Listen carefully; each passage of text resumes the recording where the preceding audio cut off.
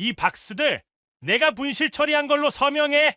못합니다. 이건 군수품 횡령이에요. 못하겠다고? 너 진짜 간이 부었구나. 이건 범죄예요, 저.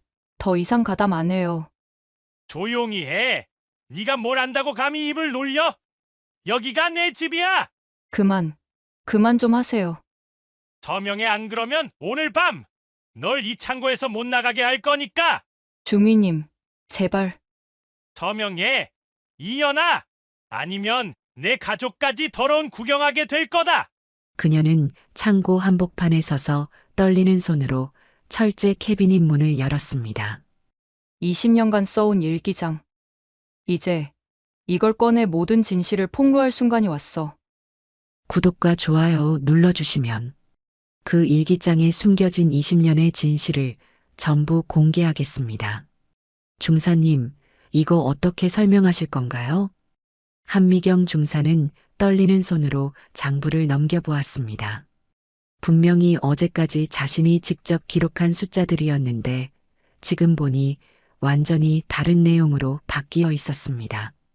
42세, 장기 복무 20년 차. 그녀는 지금까지 이런 일을 겪어본 적이 없었습니다. 이게 말이 됩니까? 미경의 목소리가 떨렸습니다. 앞에 서 있는 이태훈 중위는 차가운 미소를 지으며 대답했습니다. 말이 안 된다고요? 중사님이 직접 서명한 서류인데요. 혹시 기억이 안 나세요? 부산 해운대 앞바다가 내려다 보이는 육군 제7보급창. 겉으로는 평온해 보이는 이곳에서 지금 믿을 수 없는 일이 벌어지고 있었습니다. 미경은 한 달 전만 해도 이런 상황을 상상조차 할 수 없었습니다. 제가 언제 이런 서류에 서명했다는 겁니까? 미경이 목소리를 높였습니다. 하지만 이태훈 중위는 오히려 더욱 여유롭게 웃었습니다. 중사님, 20년 동안 여기서 일하시면서 기억력이 많이 나빠지셨나 보네요. 이거 보세요. 그는 서류 한 장을 더 꺼냈습니다. 여기 분명히 한미경 중사라고 서명되어 있잖아요. 미경은 그 서명을 보는 순간 온몸에 소름이 돋았습니다. 분명히 자신의 서명이었습니다. 하지만 그녀는 그런 서류에 서명한 기억이 전혀 없었습니다.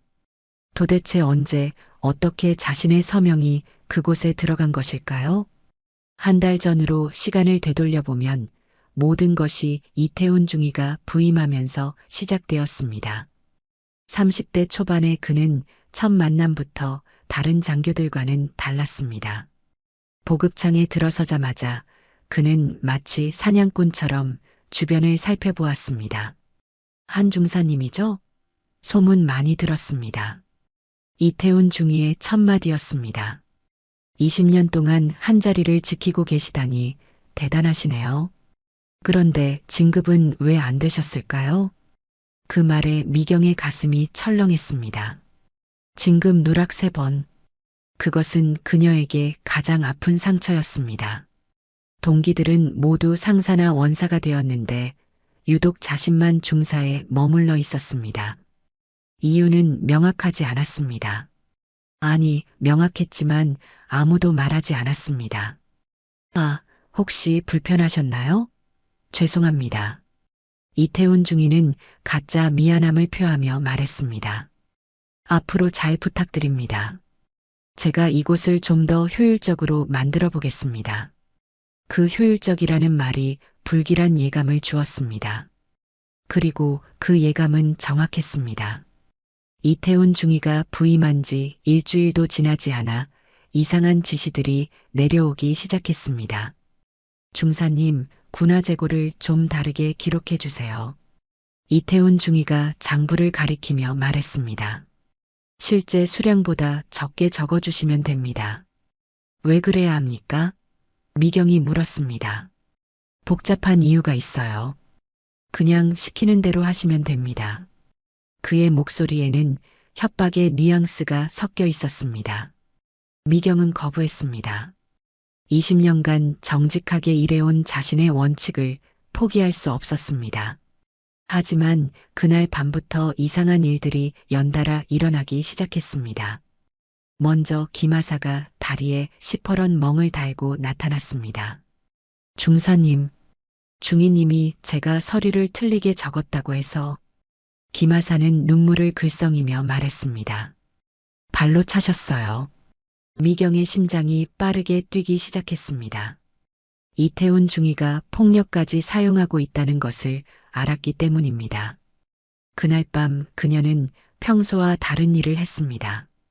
철제 캐비닛 가장 아래 서랍을 열고 검은색 공책을 꺼냈습니다. 그 공책은 20년간 그녀만의 비밀 기록이 담긴 일기장이었습니다. 처음에는 단순한 개인 기록으로 시작했지만 점점 부대 내에서 일어나는 부조리한 일들을 기록하는 용도로 바뀌어 갔습니다. 오늘부터는 더욱 상세하게 적기로 결심했습니다. 이태훈 중위 부임 후 첫 번째 사건, 김하사 폭행, 이유 서류 작성 거부, 가해자 이태훈 중위, 시간 오후 5시경, 장소 보급창 뒤편. 그 다음 날 더 심각한 일이 벌어졌습니다. 미경이 며칠 전 작성해둔 이상 징후 신고 서류가 흔적도 없이 사라져 있었습니다. 분명히 캐비닛에 넣어둔 서류였는데 아무리 찾아도 보이지 않았습니다. 혹시 신고 서류 보셨어요? 미경이 동료에게 물었습니다. 무슨 신고 서류요? 그런 거 본 적 없는데요. 동료의 대답에 미경은 소름이 돋았습니다. 분명히 존재했던 서류가 마치 처음부터 없었던 것처럼 사라져 있었습니다. 그날 오후 김하사가 조용히 다가와 속삭였습니다. 중사님, 혹시 우리도 신고해야 하는 거 아닐까요? 이거 너무 이상해요. 바로 그 순간이었습니다. 창고 전체의 불이 갑자기 꺼졌습니다. 정전이 아니었습니다. 누군가 의도적으로 전원을 차단한 것이었습니다. 어둠 속에서 이태훈 중위의 차가운 목소리가 들려왔습니다. 그 입 다물어라. 그의 목소리는 얼음처럼 차가웠습니다. 중사님도 이미 이 일에 발 담그고 있다는 거 아시죠? 혼자만 깨끗할 수 있다고 생각하세요? 미경은 숨이 막혔습니다. 어둠 속에서 들려오는 그의 목소리는 마치 지옥에서 올라온 것 같았습니다. 이 부대에는 더 이상 안전지대가 없다는 것을 그 순간 깨달았습니다. 그리고 지금 한 달이 지난 시점에서 미경은 자신의 서명이 들어간 가짜 서류를 마주하고 있었습니다. 이태훈 중위의 계획이 얼마나 치밀했는지 이제야 알 수 있었습니다. 중사님, 이제 선택하세요. 이태훈 중위가 서류를 미경 앞으로 밀어냈습니다. 협조하시든지 아니면 이 모든 책임을 혼자 지시든지. 미경은 그 서류를 내려다보며 손이 떨렸습니다. 자신의 서명이 들어간 가짜 문서들이 한 뭉치나 되었습니다. 언제, 어떻게 자신의 서명이 그곳에 들어갔는지 도무지 알 수 없었습니다. 이건 조작된 거잖아요. 미경이 목소리를 높였습니다. 조작이라고요? 이태훈 중위는 비웃었습니다. 그럼 중사님이 직접 쓴 이 일기장은 뭔가요? 그 순간 미경의 심장이 멈춘 것 같았습니다. 이태훈 중위 손에는 자신의 검은색 일기장이 들려 있었습니다. 20년간 자신만의 비밀이었던 그 일기장이 어떻게 그의 손에 들어간 것일까요? 언제 그걸? 미경의 목소리가 떨렸습니다. 어젯밤 야간 점검 때 발견했습니다. 캐비닛 서랍에서 말이죠. 이태훈 중위가 일기장을 펼쳐 보였습니다. 여기 보세요. 군수품 재고 조작, 서류 위조 의심, 상급자 비리 이런 내용들이 가득하네요. 미경은 절망감에 빠졌습니다. 자신이 20년간 진실을 기록해온 그 일기장이 오히려 자신을 궁지로 몰아넣는 증거가 되고 있었습니다. 이걸 보면 중사님이 오히려 부대 기밀을 누설하려는 의도로 기록을 남겼다고 해석할 수도 있겠네요. 이태훈 중위의 목소리에는 승리감이 묻어 있었습니다. 바로 그때 창고 문이 열리며 김하사가 들어왔습니다. 하지만 그의 모습은 어제와 완전히 달랐습니다. 다리의 멍은 더욱 심해져 있었고 얼굴에도 새로운 상처가 생겨 있었습니다. 김하사, 미경이 놀라며 그에게 다가갔습니다. 중사님, 김하사는 눈물을 글썽이며 말했습니다. 저는 아무것도 모릅니다. 제발 저를 이 일에 끌어들이지 마세요. 뭔 소리야? 어젯밤에 나한테 신고하자고 한 건 내가 아니었어? 미경이 당황해서 물었습니다. 아닙니다. 저는 그런 말 한 적 없습니다. 김하사는 이태훈 중위를 힐끔 쳐다보며 말했습니다. 중사님이 혼자서 이상한 생각을 하신 것 같아요. 미경은 그 순간 모든 것을 깨달았습니다. 이태훈 중위가 김하사를 협박해서 증언을 뒤바꾸게 만든 것이었습니다. 이제 자신 편이라고 생각했던 유일한 동료마저 등을 돌린 상황이 되었습니다. 잘했어, 김하사. 이태훈 중위가 만족스럽게 웃었습니다. 이제 진실이 밝혀졌네요. 한 중사님이 혼자서 음모론에 빠져서 엉뚱한 기록을 남기고 계셨던 거죠. 아닙니다. 이건 진실입니다. 미경이 필사적으로 항변했습니다. 김하사, 내가 어제 나한테 뭐라고 했는지 기억 안 나? 하지만 김하사는 고개를 저었습니다. 죄송합니다, 중사님. 저는 정말 모르겠어요. 이태훈 중위는 시계를 보며 말했습니다. 시간이 늦었네요. 중사님, 마지막으로 한 번 더 기회를 드리겠습니다. 이 서류들에 서명하시면 모든 일이 조용히 마무리됩니다. 만약 거부하면요? 미경이 물었습니다. 그럼 이 일기장과 조작된 서류들이 군수사기관에 제출되겠죠. 20년 장기 복무 중사가 부대 기밀을 누설하고 군수품을 횡령했다는 혐의로 말입니다. 이태훈 중위의 목소리는 차갑게 식어 있었습니다. 미경은 절망감에 빠졌습니다. 어떤 선택을 하든 자신에게는 파멸만이 기다리고 있는 것 같았습니다. 협조하면 공범이 되는 것이고 거부하면 누명을 쓰고 감옥에 가는 것이었습니다. 생각할 시간을 주세요. 미경이 간신히 말했습니다. 내일 아침까지만 기다리겠습니다. 이태훈 중위가 일기장을 들고 나가며 말했습니다. 현명한 선택하시길 바랍니다. 김하사도 미경을 한번 쳐다본 후 말없이 따라 나갔습니다. 창고에 혼자 남겨진 미경은 바닥에 주저앉았습니다. 20년간 지켜온 자신의 신념과 원칙이 하루아침에 무너져 내린 기분이었습니다. 그날 밤 미경은 잠을 이룰 수 없었습니다. 머릿속에는 온갖 생각들이 뒤엉켜 있었습니다. 정말로 자신이 틀린 것일까? 혹시 자신이 너무 예민하게 반응한 것은 아닐까? 하지만 김하사의 상처는 분명히 실제였고 사라진 서류들도 실제였습니다. 새벽이 되어서야 미경은 한 가지 사실을 깨달았습니다. 이태훈 중위가 자신의 일기장을 가져갔다는 것은 분명히 불법 침입을 했다는 뜻이었습니다. 그리고 자신의 서명을 위조한 것도 명백한 범죄였습니다. 아직 끝나지 않았어. 미경은 혼자 중얼거렸습니다. 분명히 방법이 있을 거야. 그녀는 새로운 계획을 세우기 시작했습니다. 비록 일기장을 빼앗겼지만 20년간 기록해온 내용들은 모두 머릿속에 남아 있었습니다.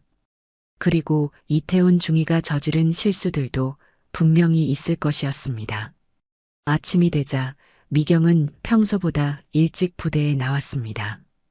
이태훈 중위와의 마지막 대결을 위해 준비를 해야 했습니다. 그녀는 이제 더 이상 도망칠 곳이 없다는 것을 알고 있었습니다. 오늘이 진짜 승부처구나. 미경은 창고 문을 열며 마음을 다잡았습니다. 20년간 쌓아온 경험과 진실에 대한 확신이 그녀에게 남은 유일한 무기였습니다. 아침 7시 30분. 미경은 평소보다 30분 일찍 보급창에 도착했습니다. 오늘은 이태훈 중위에게 답을 줘야 하는 날이었습니다. 하지만 그녀의 마음속에는 이미 다른 계획이 자리 잡고 있었습니다. 창고 안으로 들어서자마자 미경은 이상한 점을 발견했습니다. 평소에 정돈되어 있던 군수품 상자들이 어지럽게 널려 있었고 바닥에는 서류 조각들이 흩어져 있었습니다. 누가 여기를 뒤진 거지? 미경은 조심스럽게 주변을 살펴봤습니다. 분명히 어젯밤에 누군가 이곳에서 무언가를 찾고 있었던 것 같았습니다. 바로 그때 뒤에서 목소리가 들렸습니다. 일찍 오셨네요, 중사님.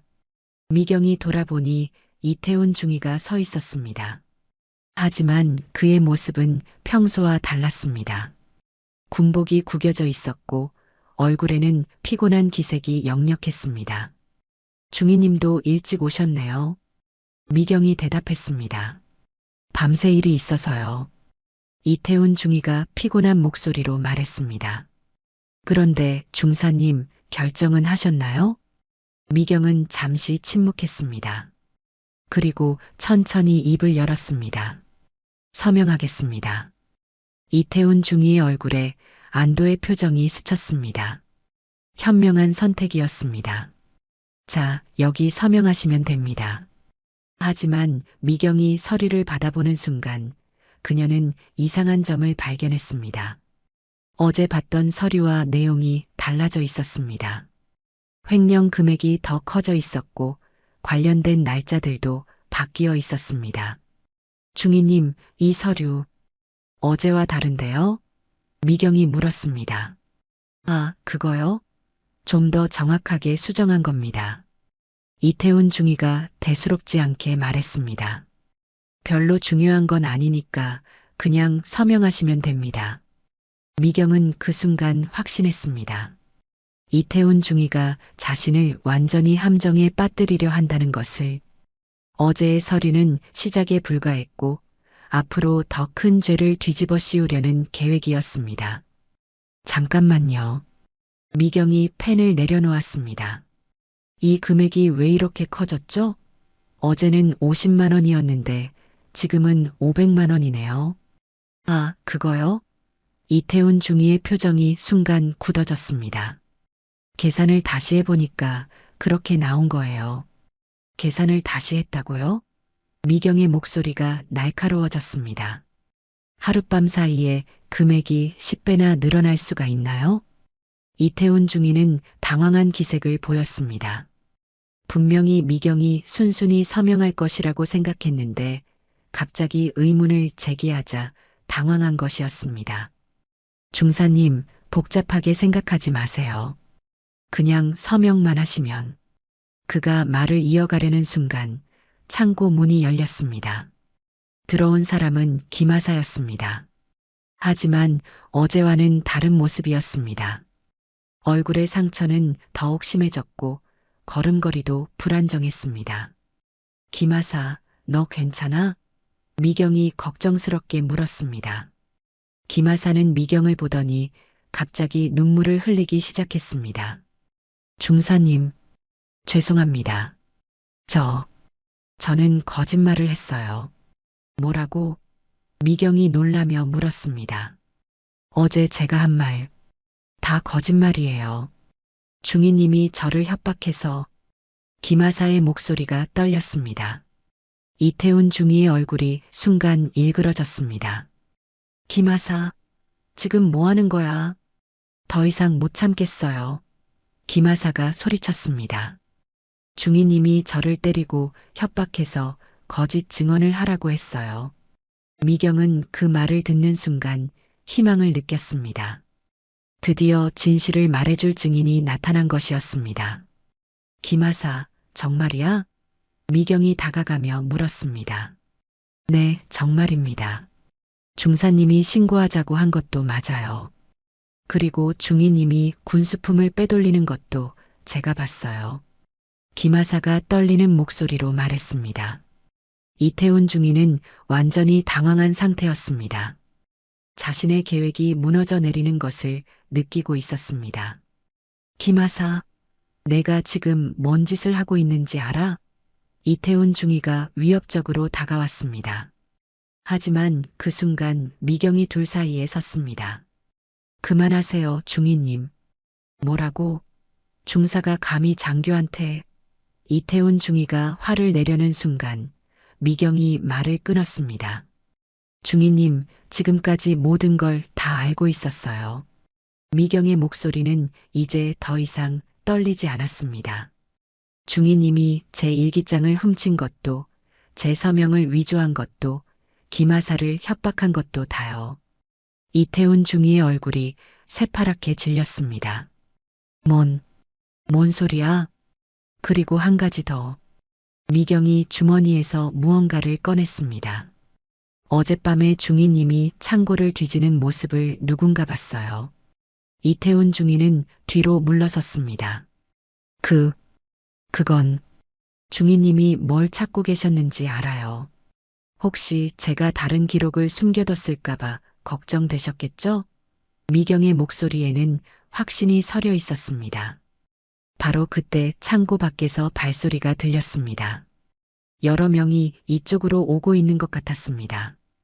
김하사, 내가 누군가한테 연락했어? 미경이 물었습니다. 네. 새벽에 군수사기관에 신고했어요.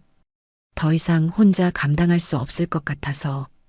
김하사가 대답했습니다. 이태훈 중위는 완전히 절망한 표정을 지었습니다. 자신의 모든 계획이 수포로 돌아간 것을 깨달았기 때문입니다. 창고 문이 열리며 군복을 입은 수사관들이 들어왔습니다. 군수사기관입니다. 신고를 받고 왔습니다.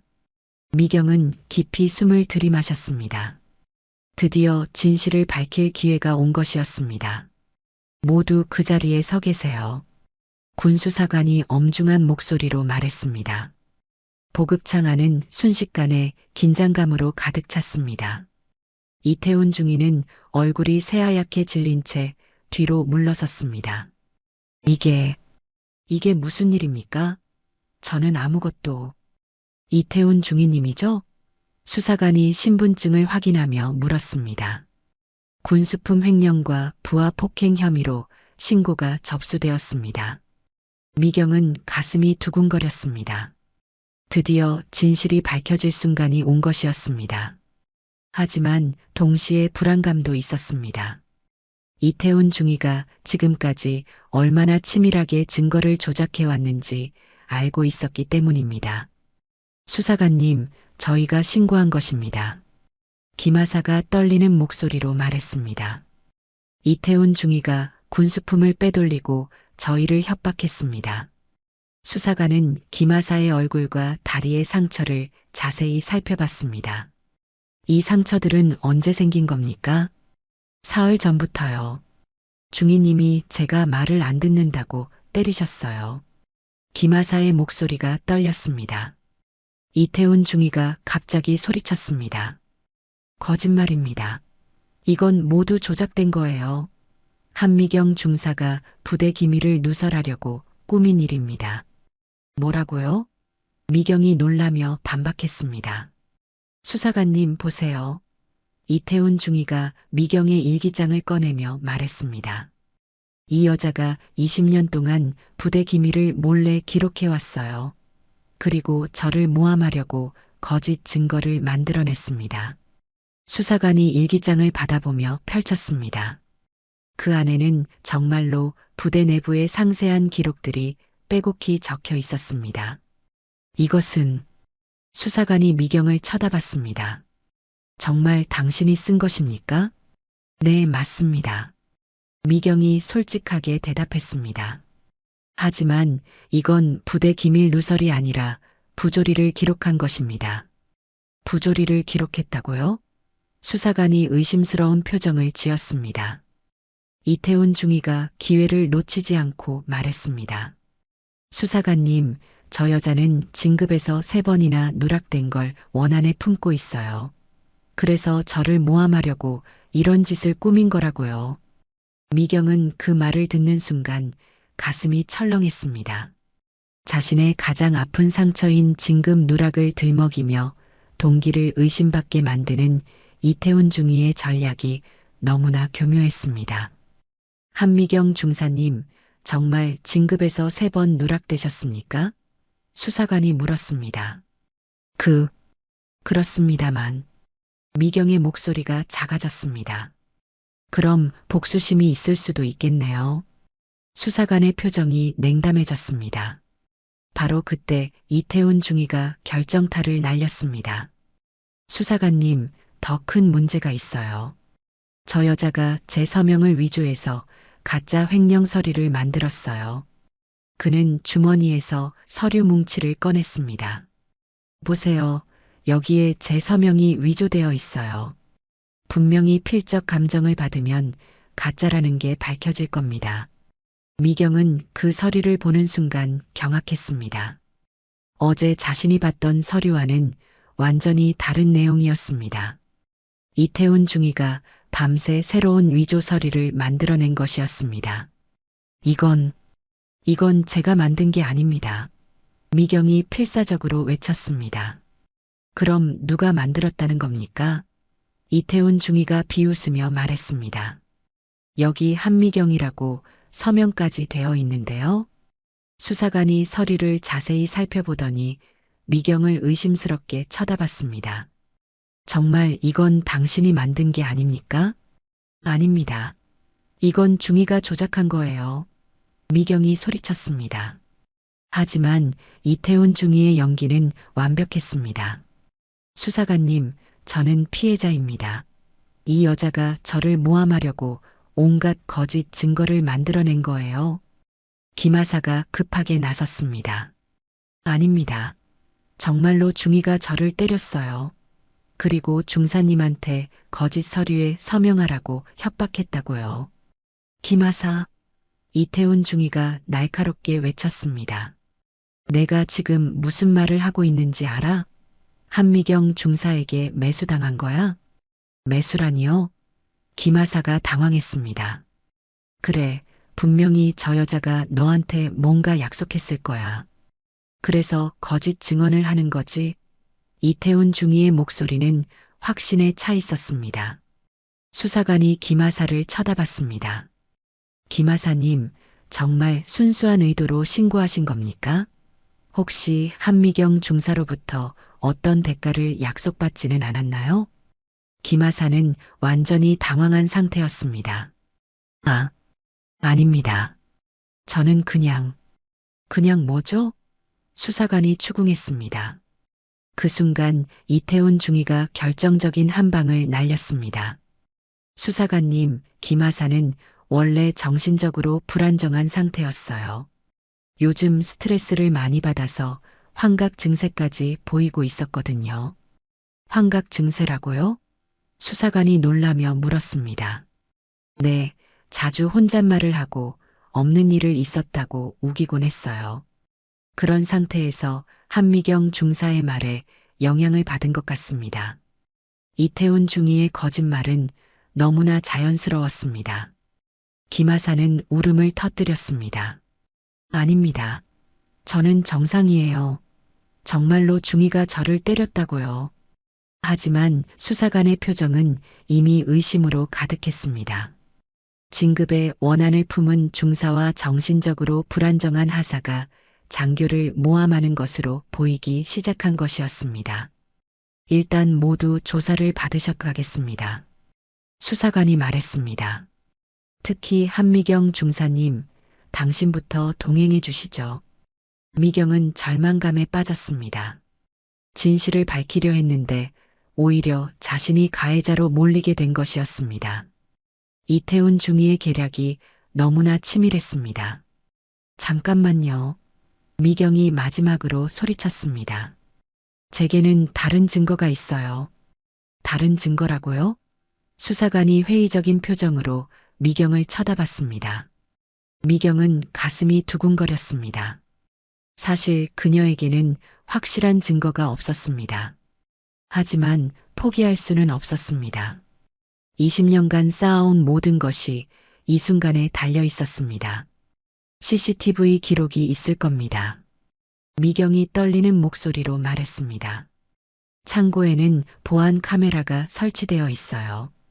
이태훈 중위의 얼굴이 순간 굳어졌습니다. CCTV요? 그건 어디에 있습니까? 수사관이 주변을 둘러보며 물었습니다. 미경이 창고 구석을 가리켰습니다. 저기 천장에 있어요. 하지만 모든 사람의 시선이 그곳으로 향했습니다. 하지만 CCTV는 보이지 않았습니다. 원래 있어야 할 자리에는 케이블만 달랑 남아 있었습니다. 이상하네요. 분명히 여기에 있었는데.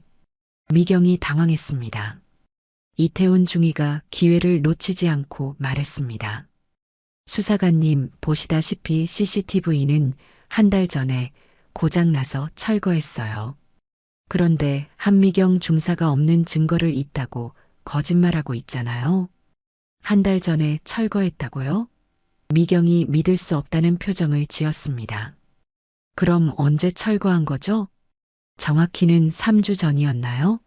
한 중사님도 분명히 알고 있을 텐데요. 이태훈 중위가 여유롭게 말했습니다.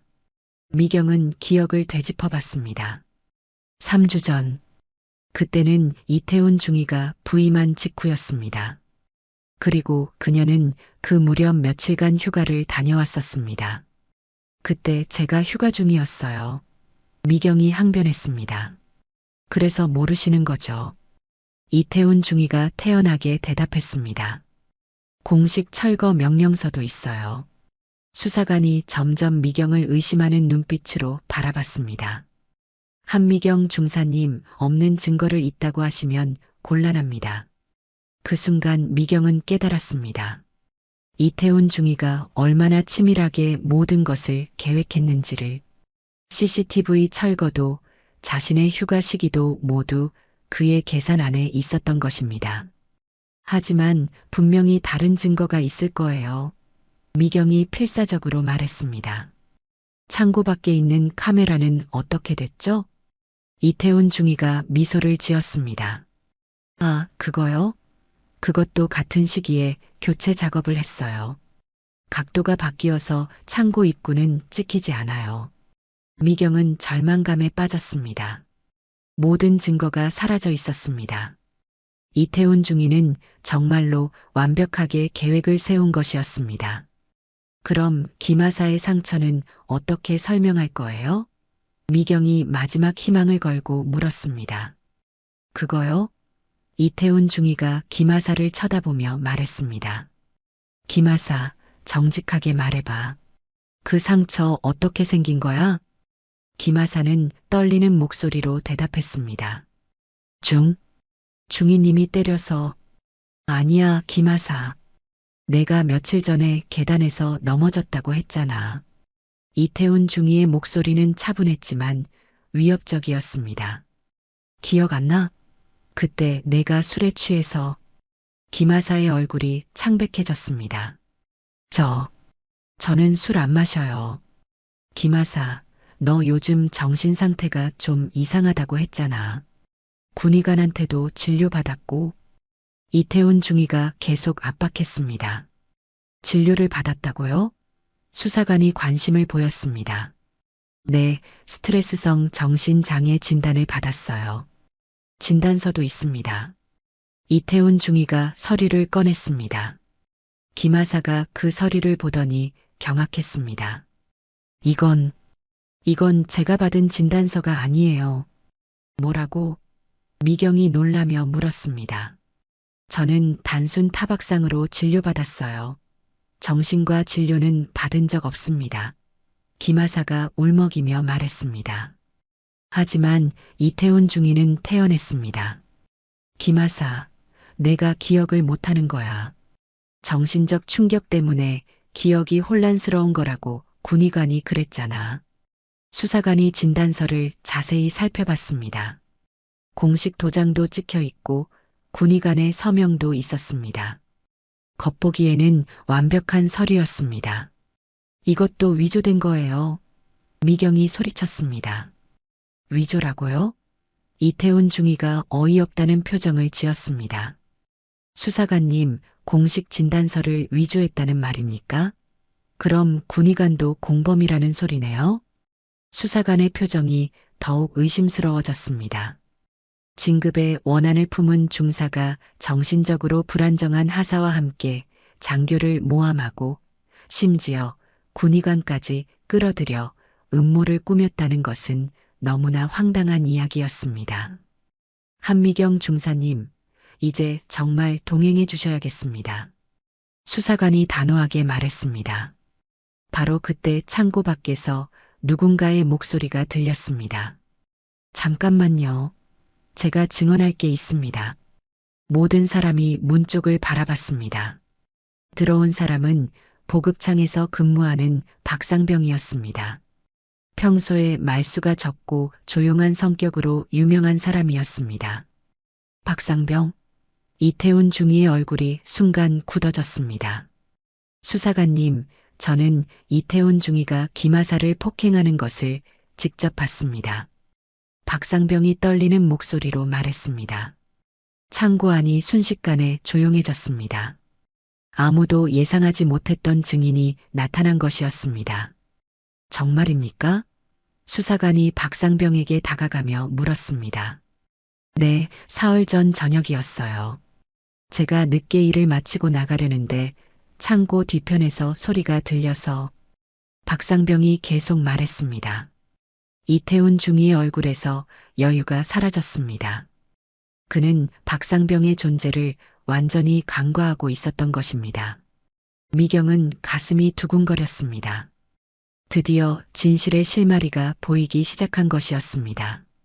박상병, 정확히 무엇을 봤는지 말해보세요. 수사관이 진지한 표정으로 물었습니다. 박상병은 잠시 망설이다가 입을 열었습니다. 사흘 전 저녁 6시쯤이었어요. 제가 창고 정리를 마치고 나가려는데 뒤편에서 그만해요 하는 김하사님 목소리가 들렸어요. 이태훈 중위가 급하게 끼어들었습니다. 박상병, 내가 뭘 봤다는 거야? 착각한 거 아니야? 착각이 아닙니다. 박상병이 단호하게 말했습니다. 제가 몰래 가서 봤는데 중위님이 김하사님 다리를 발로 차고 계셨어요. 창고 안이 순식간에 정적에 휩싸였습니다. 김하사는 울음을 터뜨렸고 미경은 희망을 품기 시작했습니다. 정말 확실합니까? 수사관이 다시 한번 확인했습니다. 네, 분명히 봤어요. 그리고 박상병이 잠시 머뭇거리다가 계속 말했습니다. 중위님이 그러면서 입 다물어라, 안 그러면 더 큰일 난다고 하셨어요. 이태훈 중위의 얼굴이 창백해졌습니다. 거짓말이야. 박상병, 내가 왜 거짓말을 하는 거야? 거짓말이 아닙니다. 박상병이 목소리를 높였습니다. 저는 지금까지 계속 무서워서 말을 못했어요. 중위님이 저한테도 똑같이 할까봐. 수사관이 이태훈 중위를 날카롭게 쳐다봤습니다. 이태훈 중위님, 이에 대해 어떻게 생각하십니까? 말도 안 됩니다. 박상병이 왜 갑자기 이런 거짓말을. 이태훈 중위의 목소리가 떨리기 시작했습니다. 바로 그때 박상병이 주머니에서 무언가를 꺼냈습니다. 수사관님, 이거 봐주세요. 그것은 휴대폰이었습니다. 그날 제가 너무 놀라서 몰래 동영상을 찍었어요. 증거로 남겨둬야 할 것 같아서. 모든 사람이 박상병의 휴대폰에 시선을 집중했습니다. 이태훈 중위는 완전히 당황한 상태였습니다. 동영상을 재생해 보겠습니다. 수사관이 휴대폰을 받아들었습니다. 화면에는 흐릿하지만 분명한 장면이 재생되었습니다.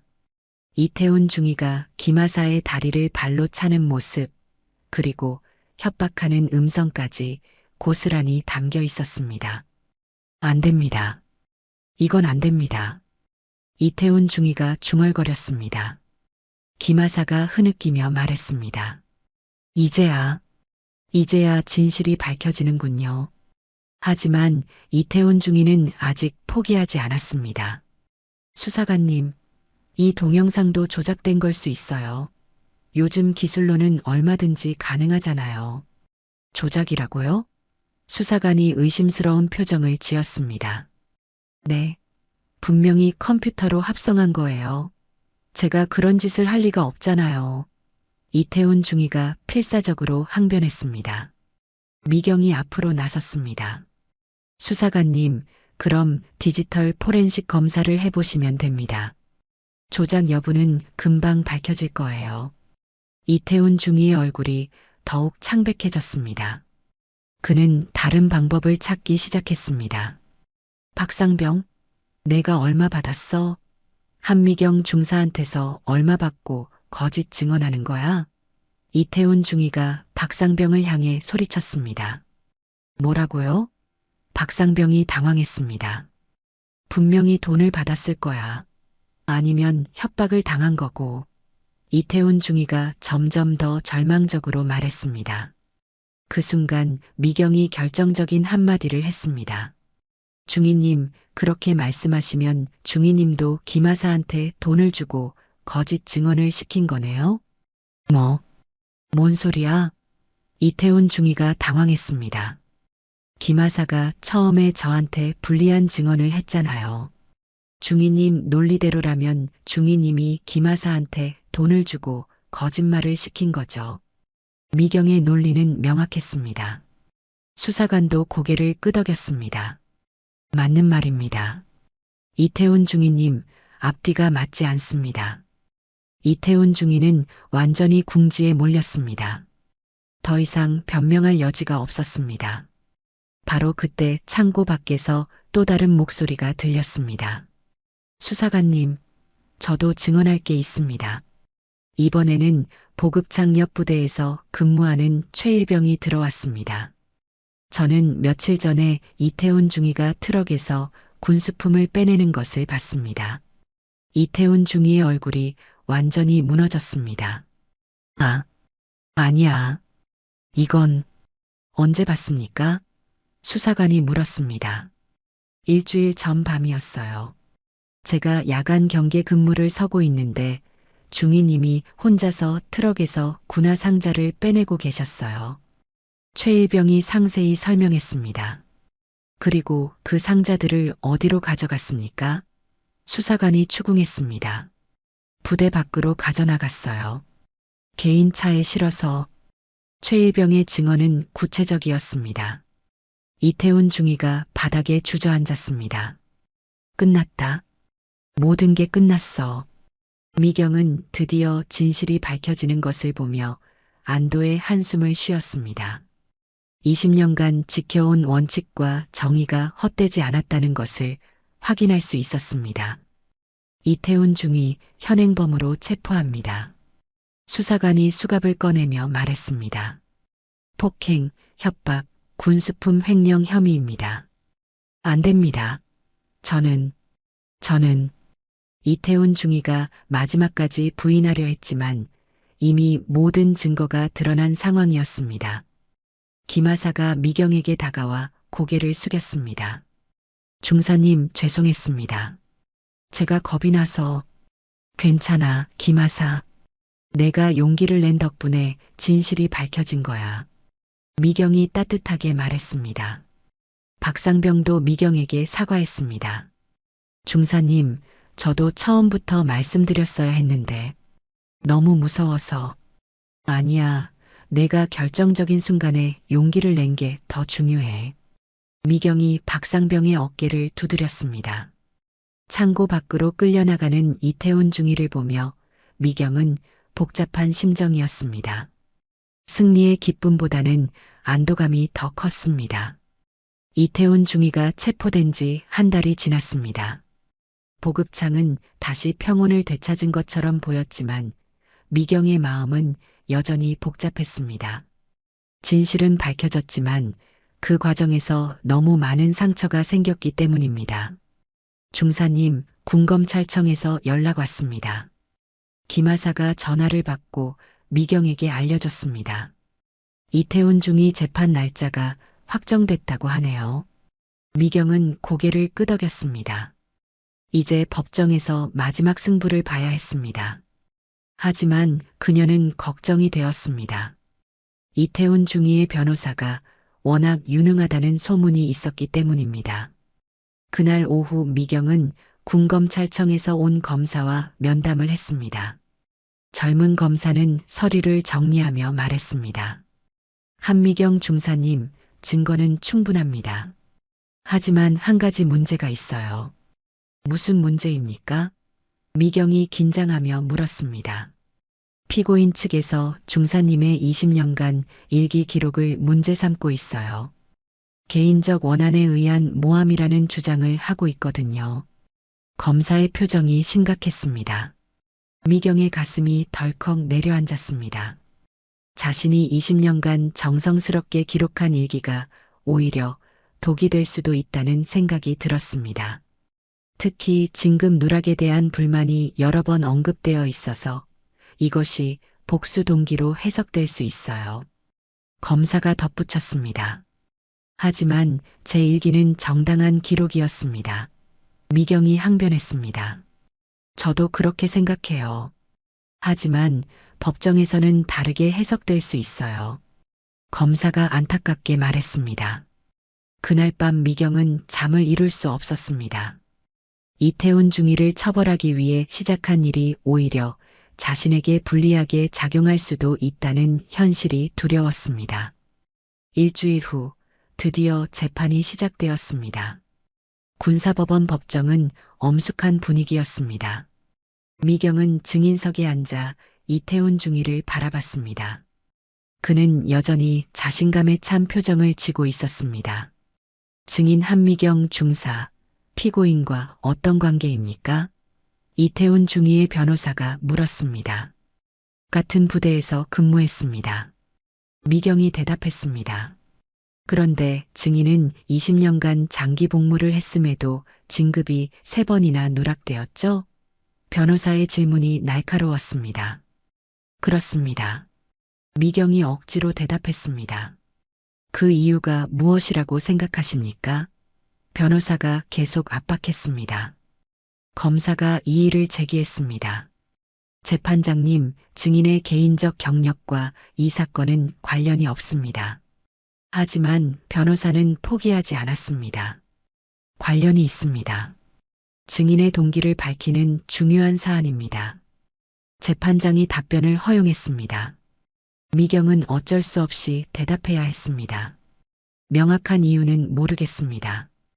미경의 목소리가 작아졌습니다. 혹시 부대 내에서 문제를 일으킨 적이 있지는 않습니까? 변호사가 밀어붙였습니다. 없습니다. 미경이 단호하게 대답했습니다. 그런데 20년간 매일 일기를 쓰면서 상급자들의 행동을 감시하고 기록했죠? 변호사가 결정타를 날렸습니다. 미경은 할 말을 잃었습니다. 자신의 선의가 악의로 해석당하는 상황이 견디기 어려웠습니다. 그때 갑자기 방청석에서 목소리가 들렸습니다. 재판장님, 제가 증언하겠습니다. 모든 사람이 그쪽을 바라봤습니다. 일어선 사람은 미경과 같은 시기에 입대한 이현준 원사였습니다. 그는 다른 부대에서 근무하고 있었는데 왜 이곳에 와 있는 것일까요? 이현준 원사님, 무슨 증언을 하시겠습니까? 재판장이 물었습니다. 한미경 중사의 진급 누락 이유에 대해 증언하겠습니다. 이현준 원사가 단호하게 말했습니다. 변호사가 당황했습니다. 예상하지 못한 증인이 나타난 것이었습니다. 한미경 중사는 20년 전부터 부대 내 부조리를 기록해왔습니다. 하지만 그것은 개인적 원한 때문이 아니었습니다. 이현준 원사가 계속 말했습니다. 무슨 뜻입니까? 재판장이 관심을 보였습니다. 20년 전 저희 동기들이 신병 시절에 심각한 가혹행위를 당한 적이 있었습니다. 그때 한미경이 그 사실을 기록해서 신고했고 덕분에 가해자들이 처벌받았습니다. 이현준 원사의 증언이 계속되었습니다. 미경은 그 말을 듣고 깜짝 놀랐습니다. 20년 전의 일을 이현준 원사가 기억하고 있었던 것입니다. 그 일 때문에 한미경은 상급자들의 미움을 샀습니다. 그래서 진급에서 계속 누락된 거예요. 이현준 원사가 폭탄 선언을 했습니다. 법정이 술렁거렸습니다. 미경의 진급 누락이 개인적 문제가 아니라 정의로운 행동의 대가였다는 사실이 밝혀진 것입니다. 그럼 한미경 중사의 일기 기록은? 검사가 물었습니다. 정의감 때문입니다. 20년 전부터 지금까지 그녀는 한 번도 변하지 않았어요. 항상 옳은 일을 하려고 노력했죠. 이현준 원사가 미경을 향해 고개를 끄덕였습니다. 변호사가 반박하려 했습니다. 하지만 그것만으로는 더 있습니다.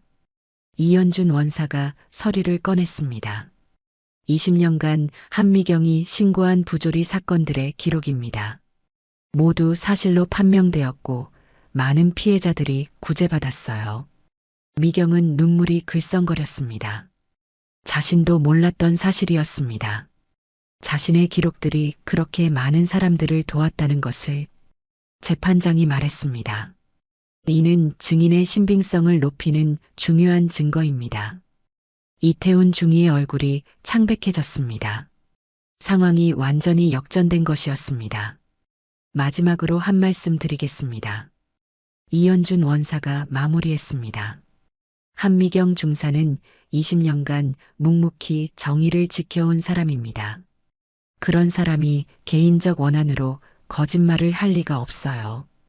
이현준 원사의 증언이 끝나자 법정 분위기가 완전히 바뀌었습니다. 이태훈 중위의 변호사는 더 이상 할 말이 없어 보였고 재판장의 표정도 심각해졌습니다. 피고인 이태훈 중위, 마지막으로 하고 싶은 말이 있습니까? 재판장이 물었습니다. 이태훈 중위는 한참 동안 침묵하다가 천천히 입을 열었습니다. 저는 잘못했습니다. 법정이 조용해졌습니다. 그동안 끝까지 부인해왔던 그가 갑자기 자백을 한 것이었습니다. 모든 혐의를 인정하시는 겁니까? 재판장이 다시 확인했습니다. 네. 김하사를 폭행한 것도, 군수품을 횡령한 것도, 한미경 중사를 협박한 것도 모두 사실입니다. 이태훈 중위의 목소리는 떨리고 있었습니다. 미경은 그 모습을 보며 복잡한 감정이 들었습니다. 승리의 기쁨보다는 안타까움이 더 컸습니다. 한때는 같은 군복을 입은 동료였는데 어떻게 이런 일이 벌어진 것일까요? 왜 그런 일을 저질렀습니까? 재판장이 이유를 물었습니다. 이태훈 중위가 고개를 숙이며 대답했습니다. 개인적인 빚 때문이었습니다. 급하게 돈이 필요했는데 군수품을 팔면 쉽게 해결될 것 같았어요. 하지만 한미경 중사님이 의심하기 시작해서 그래서 폭력과 협박을 사용한 겁니까? 검사가 추궁했습니다. 네. 들키면 모든 게 끝날 것 같아서 무서웠습니다. 이태훈 중위가 고백했습니다. 재판장이 최종 판결을 위해 잠시 휴정을 선언했습니다. 미경은 복도로 나와 깊은 숨을 들이마셨습니다. 긴 싸움이 드디어 끝나가고 있었습니다. 김하사가 다가와 말했습니다. 중사님, 정말 고생 많으셨어요. 중사님 아니었으면 저는 어떻게 됐을지. 아니야, 김하사. 내가 마지막에 용기를 낸 덕분이야. 미경이 따뜻하게 말했습니다. 박상병도 다가와 인사했습니다. 중사님, 앞으로는 제가 더 용감해지겠습니다. 부당한 일을 보면 바로 신고할게요. 그래, 박상병. 침묵하지 말고 용기 내자. 미경이 박상병의 어깨를 두드렸습니다. 이현준 원사가 미경에게 다가왔습니다. 미경아, 20년 전부터 지금까지 정말 수고했어. 현준아, 고마워. 내가 와줘서 정말 다행이었어. 미경의 눈가에 눈물이 맺혔습니다. 우리가 왜 친구겠어? 힘들 때 서로 도와주는 거지. 이현준 원사가 웃으며 말했습니다. 30분 후 재판이 재개되었습니다. 재판장이 엄숙한 목소리로 판결을 선고했습니다.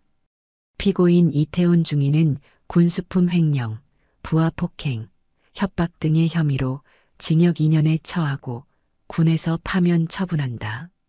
법정에서 박수가 터져 나왔습니다. 미경은 드디어 안도의 한숨을 쉴 수 있었습니다. 재판이 끝나고 미경이 법정을 나서려는데 이태훈 중위가 다가왔습니다. 수갑을 찬 그의 모습이 초라해 보였습니다. 한미경 중사님, 그가 조용히 불렀습니다. 미경이 멈춰서서 그를 바라봤습니다. 죄송합니다. 정말 죄송합니다. 이태훈 중위가 깊게 고개를 숙였습니다. 중사님은 옳은 일을 하신 거였는데 제가 너무 잘못했습니다. 미경은 잠시 말이 없었습니다.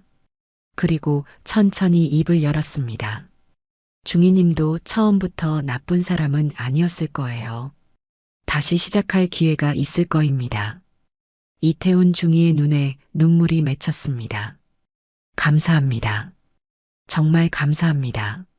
한 달 후 보급창에는 새로운 변화가 시작되었습니다. 부대 차원에서 투명성 강화 방안이 도입되었고 정기적인 감사 시스템도 만들어졌습니다. 미경은 새로운 일기장을 펼쳤습니다. 20년간 사용했던 검은색 공책 대신 밝은 파란색 공책이었습니다. 오늘부터 새로운 시작이다. 그녀는 첫 페이지에 적었습니다. 앞으로는 더 밝은 내용들로 채워나가자.